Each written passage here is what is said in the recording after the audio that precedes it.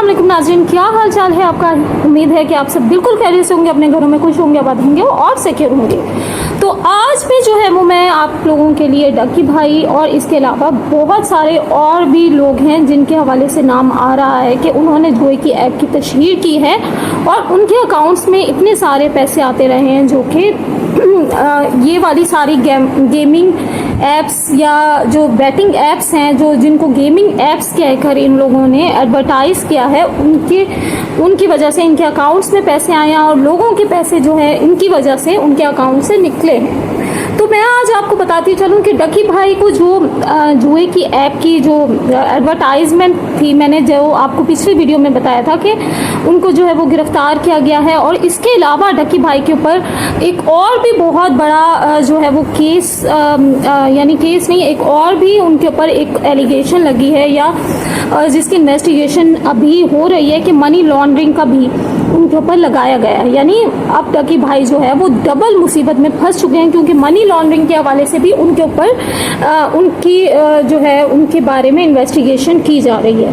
तो फ्रेंड्स, बहुत सारी चीज़ें ऐसी हैं, क्योंकि बहुत सारी ऐसी चीज़ें मिली हैं जो इन्वेस्टिगेशन के दौरान, तो उन्होंने यानी साइबर क्राइम की जो टीम है उन्होंने इस केस का जो दायरा है वो बढ़ा लिया है अगेंस्ट डक्की भाई, क्योंकि उनके जो अकाउंट्स थे, उनके बाइनेंस के जो अकाउंट थे उसमें $3,26,000 जो थे वो मौजूद थे और उन्होंने यानी वो पाकिस्तानी जो है वो 9.5 करोड़ रुपए बनते हैं, तो उन अकाउंट को भी फ्रीज कर लिया है डक्की भाई के। और इसके अलावा जो है डक्की भाई के जो अपने अकाउंट्स थे जिसके अंदर आई थिंक वो 5 लाख डॉलर्स के करीब उनके अकाउंट्स में पैसे थे, और इसके अलावा 5 लाख डॉलर्स या 6 लाख डॉलर्स के करीब उनके पास उनके अकाउंट में पैसे थे। और बल्कि उनके अकाउंट के जो अकाउंट था उसमें से क्रेडिट भी हुए, यानी बाहर भी गए हैं। तो इसी वजह से डक्की भाई को जो है वो मनी लॉन्ड्रिंग के केस में जो है वो इन्वेस्टिगेट किया जा रहा है, क्योंकि उनकी जो है वो उनके अकाउंट में से पैसे जो है वो बाहर भी निकाले गए हैं। तो हर तरह के पहलुओं से जो है वो हर तरह के पहलू को देखते हुए जो है वो इन्वेस्टिगेशन की जा रही है डक्की भाई के हवाले से। और इसके अलावा डक्की भाई के जो है इसके अलावा साइबर क्राइम जो है वो उन्होंने साइबर क्राइम की जो टीम है उन्होंने अलग अलग एक चीज़ बनाई हुई है कि जो डक्की भाई के अकाउंट्स हैं उसमें से पैसे कहाँ कहाँ निकले हैं और कहाँ कहाँ यूज़ हुए हैं, यानी वो कौन कौन से मुल्कों तक जाकर उसका यूजेज हुआ है या कहाँ कहाँ से निकाले गए हैं। यानी इतना इन्वेस्टिगेशन का जो प्रोसेस है वो इतना बढ़ा दिया गया है। तो इसके अलावा एक और चीज़ भी है कि इसका एक और एलिमेंट ये भी निकल रहा है कि वो साइबर क्राइम की जो टीम है वो ये भी देखना चाह रहे हैं कि इसका एलिमेंट कहीं इंडिया से तो नहीं जाके मिलता है, यानी इंडियन जो है वो यानी वहाँ से पैसा आया या वहाँ पे तो नहीं क्रेडिट हुआ, यानी निकाला गया। ठीक है, तो बहुत सारी चीज़ें ऐसी आ रही हैं जिसमें यानी इन्वेस्टिगेशन, यानी आप ये देखें कि एक डक्की भाई को जो गिरफ्तार किया गया था वो ये था कि उनको जो है वो जुए की ऐप की तशहीर या एडवर्टाइजमेंट की वजह से उनको गिरफ्तार किया गया था। लेकिन उनकी जब चीज़ें देखी, बहुत सारी चीज़ों की इन्वेस्टिगेशन की गई, तो कहाँ कहाँ से और क्या क्या नई नई चीज़ें नहीं मिली हैं। यानी इसका मतलब ये है कि बहुत सारी चीज़ें ऐसी हैं जिसके ऊपर दोबारा से अच्छे से इन्वेस्टिगेशन करने की ज़रूरत है और इस केस को सही से देखने की ज़रूरत है, क्योंकि बहुत सारी चीज़ें ऐसी मिल रही हैं जहाँ पर साइबर क्राइम की जो टीम है, साइबर क्राइम की जो टीम है वो पूरी इन्वेस्टिगेशन कर रही है। साइबर क्राइम के पास अब जो है वो मैंने जैसे कि आपको पहले बताया था कि मनी लॉन्ड्रिंग के हवाले से भी उनको इख्तियार दे दिया गया है कि मनी लॉन्ड्रिंग अगर हुई है तो उसकी भी इन्वेस्टिगेशन जो है वो साइबर क्राइम की टीम कर सकती है।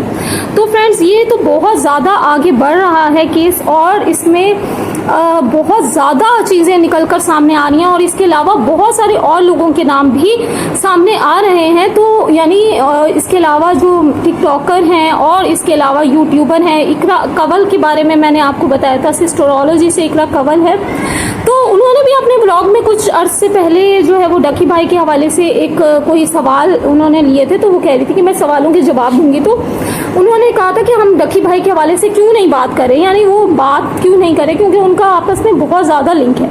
तो उन्होंने कहा था, उन्होंने कोई उसके जवाब दिए थे। तो लेकिन अब आप खुद सोचेंगे वो क्यों बात करेंगी, क्योंकि उन्होंने भी तो यही काम किया हुआ था। तो यानी ये लोग, मुझे ये लगता है कि हालांकि YouTube से इनके व्लॉग इतने ज़्यादा चलते हैं कि इनको YouTube के हर व्लॉग पे 1-1 मिलियन व्यू आता है, तो इनको YouTube ही इतना ज़्यादा पैसे दे देती है। तो ये लोग इतने कोई दौलत के नशे में या इतने अंधे हो चुके हैं कि कहीं से भी कोई गलत या सही वे में जहाँ से भी पैसा आ रहा है, ये जो है वो चाहते हैं कि बस हम अपने जेबों में भरें, भले लोगों का नुकसान क्यों नहीं होता है। यानी वो इतनी ज़्यादा अंधे हो चुके हैं। वैसे मैं आपको एक बात बताऊं, ये लोग जो जिनको भी बुला रहे हैं यहाँ पर, तो वो कहते हैं कि हम लोगों को पता नहीं था, ये तो हम समझ रहे थे कि ये गेमिंग ऐप्स हैं। तो ये कोई, मैं आपको एक बात बताऊं फ्रेंड्स और व्यूवर्स जो आप लोग मुझे देख रहे हैं, ये कोई गेमिंग ऐप्स नहीं है और ये बहुत ही कोई चालाक लोग हैं।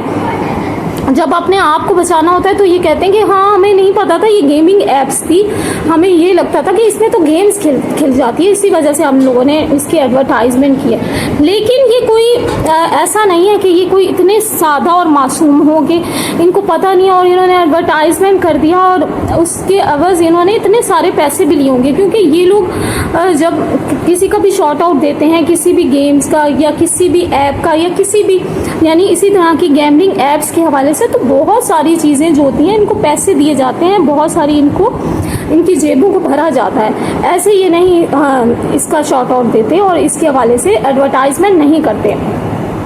इसके अलावा फ्रेंड्स मैं आपको बताती चलूँ, इसके अलावा बहुत सारे और भी फेमस लोगों के नाम आ रहे हैं। उनमें एक हैं जन्नत मिर्ज़ा, तो वो भी टिकटॉकर है, और इसके अलावा एक और है मनाहिल मलिक, उनका भी नाम आ रहा है इसमें। उन्होंने भी जुए की ऐप की जो है ये वाली सारी एडवर्टाइजमेंट की थी गैम्बलिंग ऐप्स की। और इसके अलावा इनकी भी यानी आपने ये देखा होगा कि जेबों को फुल गर्म किया गया होगा।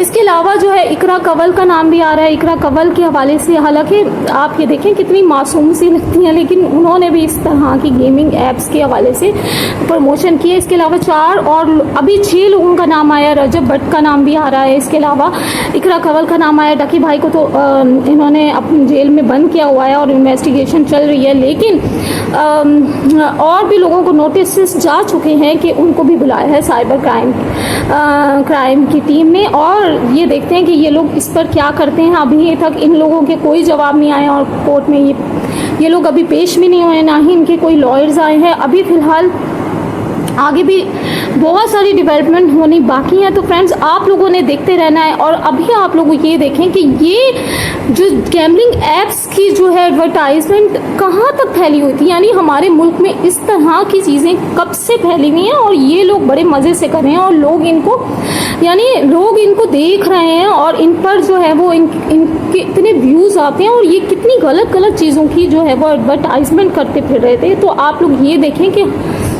जो लोग ही बनाते हैं इन लोगों को, लेकिन इन लोगों ने कितनी गलत चीज़ों में मुलव्विस होकर ये सिर्फ पैसा कमाने को तरजीह दी, ना कि कोई गलत या सही चीज़ को इन्वेस्टिगेट करते कि ये में हम लोग जो जिसकी प्रमोशन करने जाते हैं। तो ये एक बहुत बड़ा इंसान के ऊपर, जब एक इंसान की बात की कोई इम्पोर्टेंस हो जाती है तो बहुत बड़ा एक फ़र्ज़ होता है कि आप लोग चीज़ों को सही वेरीफाई करें और उसके बाद ही कोई किसी को अगर आप कहते हैं कि ये चीज़ आप लें या परफ्यूम या कोई भी चीज़ होती है एडवर्टाइजमेंट जिसकी की जाती है, तो बहुत बड़ा एक इंसान के ऊपर इसके ऊपर बहुत बड़ा जो है वो आपका एक फ़र्ज़ होता है कि आप जो है वो सही चीज़ के बारे में बताएं, ना कि लोगों को गलत चीज़ के बारे में बताएं। और लोगों का जो पैसा है वो डूब जाता है इस वजह से। तो ख़ास तौर पर यंग जनरेशन और यूथ ही इन सारी चीज़ों में मुलव्विस होते हैं। यानी अगर वो देखते हैं कि हमारे मशहूर इन्फ्लुएंसर और यूट्यूबर ये काम कर रहे हैं तो हम क्यों नहीं कर सकते, तो वो भी इसमें इन्वॉल्व हो जाते हैं और वो समझते हैं कि शॉर्टकट के थ्रू जो है वो हम पैसा कमा सकते हैं, लेकिन ऐसा नहीं होता। और आप देखते हैं कि इन सारे केसेस का आगे क्या होता है। अब देखते हैं कि इन सारे केसेस का क्या होने वाला है। इसके अलावा डकी भाई के हवाले से एक और बात भी मैं बताती चलूँ कि डकी भाई के ना सिर्फ बाइनेंस के बल्कि उनके अपने अकाउंट्स भी फ्रीज़ कर दिए गए हैं और उनकी जो फैमिली के अकाउंट्स थे उनको भी फ्रीज़ कर दिया गया है। और इसके हवाले से कुछ इन्वेस्टिगेशन की जा रही है। तो इसके हवाले से आई थिंक ये भी करोड़ों रुपए में इनके अकाउंट्स में पैसे थे, यानी जो फैमिली वाले भी यूज़ करे थे उन अकाउंट्स को भी फ्रीज़ कर दिया गया है। और इसके अलावा HPL में आई थिंक उनका रकी भाई का जो अपना अकाउंट था उसको भी फ्रीज कर दिया गया है, क्योंकि फर्दर इन्वेस्टिगेशन जो है वो की जा रही है। और अब देखते हैं कि इस केस का आगे क्या होने वाला है और बाकी के जो यूट्यूबर और टिकटॉकर्स पकड़े गए हैं उनके ऊपर क्या इसी तरह से सख्ती से अमल किया जाता है या नहीं। अब देखते हैं फ्रेंड्स, हम लोग इस सारी न्यूज़ को जो है वो फॉलो तो कर रहे हैं, लेकिन अब अगर इनको ये सब सज़ाएं नहीं दी जाएंगी, यानी अगर उसके ऊपर पूरा तरह से केस को परसू नहीं किया जाएगा, तब तक इन लोगों को कोई चीज़ यानी ये लोग जो है वो ये समझते हैं कि हम लोग छूट जाएंगे और ये सारी जो चीज़ें हैं वो कुछ टाइम के बाद जो है लोग भूल जाएंगे और ख़त्म हो जाएंगी। तो ऐसा नहीं होता है। आई थिंक अब जो है वो कहते हैं ना कि बुरे काम का बुरा अंजाम होता ही है। तो यानी दौलत का जो नशा होता है वो बहुत ज़्यादा बुरा होता है और इंसान को ले डूबता है, मुझे तो ये लगता है। तो फ्रेंड्स, अब आई थिंक ये सारे केसेस चल रहे हैं और इस तरह की मोर डेवलपमेंट्स आ रही हैं, तो मैंने सोचा कि मैं आप लोगों को सब डेवलपमेंट्स बताऊंगी।